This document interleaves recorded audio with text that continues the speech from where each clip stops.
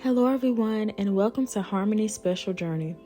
I am so filled with joy to know that you have decided to come along this journey with us.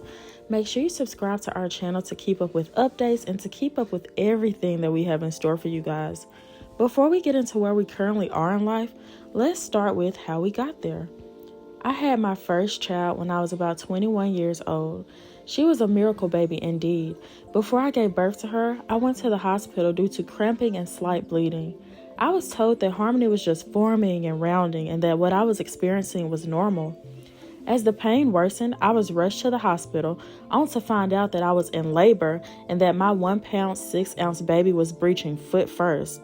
The nurses and doctors took me into a room and they were about to prepare me for an emergency C-section. But little did we all know, Harmony had other plans.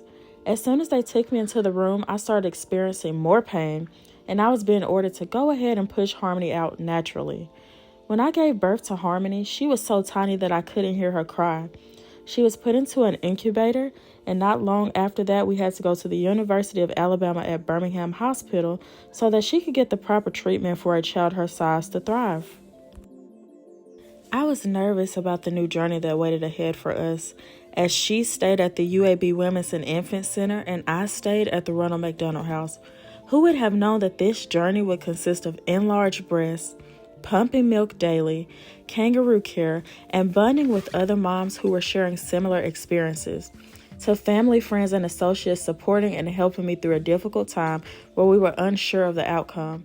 I went through many different emotions as my faith was tested, while doctors, nurses, and family did all they could to help make this journey less scary as Harmony developed. After staying in Birmingham for about 3 to 4 months, after Harmony's birth, we finally got the okay to take her home while she was on oxygen. Learning how to navigate life as a first-time mother with the baby on oxygen was definitely a nerve-wracking, scary experience for me. Every time Harmony would move in her crib, her oxygen tubes would come out of her nose, causing the machine to sound off. Between her cries and the oxygen machine sirens, I was exhausted. A few years later, I got pregnant with my second daughter, Hazley. As Harmony got older and started to develop her own personality, she became very protective and filled with excitement about her little sister. Fast forward to where we are today. Hazley is such an amazing helper when it comes to helping Harmony with different tasks as she navigates through life. Harmony turned 7 in May of this year. God is so good because this has been such a journey. Many people doubted if such a small baby would even survive the things that stood in her way.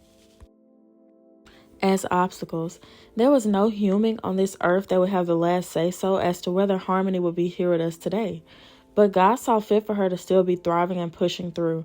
In her much younger years, I wasn't aware that Harmony had certain physical delays that many kids her age were already reaching, simply because I had nothing to compare it to. I was still a first-time mom.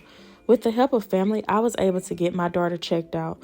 With the results of an MRI, physical exam, and Hammersmith infant neurological examination, Harmony was diagnosed with quadriplegia cerebral palsy. Quadriplegic cerebral palsy is a severe form of cerebral palsy that affects all 4 limbs as well as the trunk and face. It can be caused by brain damage that occurs before, during, or shortly after birth. It can be caused by premature birth, birth trauma, or lack of oxygen to the brain, and much more. Symptoms include but vary from stiffness, spasticity in all 4 limbs, difficulty with movement and coordination, poor balance and control, cognitive and intellectual disability, and difficulty with speech and swallowing. Having a diagnosis was very scary in the beginning, but I had to transition my mind to understand that the only thing a diagnosis did was make it easier for me to find ways to help my daughter. Currently, Harmony is 7 years old, and she isn't walking independently yet. I put the emphasis on yet because I know my daughter will walk by herself one day. When Harmony gets discouraged or sad or she's feeling left out because she's seeing other kids her age or younger getting to walk and run around, I encourage her. I promised her that one day she will walk. I promised her that all we have to do is work hard every day and we will start seeing progress. I'm not giving up on my baby. I want her to have a normal life where she is less dependent on others to do basic things that me and you could easily do that we take for granted every day. So now, after being able to dive into our life and into Harmony's journey to walk, I want to say welcome. I will post weekly videos and updates on everything we will be doing to make sure Harmony is successful on this journey. Thank you so much and subscribe to our channel. And I would also like to share with you guys 2 different quotes that I found on Google that really stuck out to me. No, I did not make these up, but one of them says, "The blooming is delayed, not denied." I love that one. And then the other quote reads, "During delays, faith becomes the anchor that keeps us grounded and hopeful. Faith sees the invisible, believes the unbelievable, and receives the impossible. Trust the journey and believe that something extraordinary is waiting for you." Hazley, you gonna say bye? Thank you, Harmony. Hazley, are you gonna say bye now? Bye. Okay. That's all, folks. Hello, everybody. I want to be famous.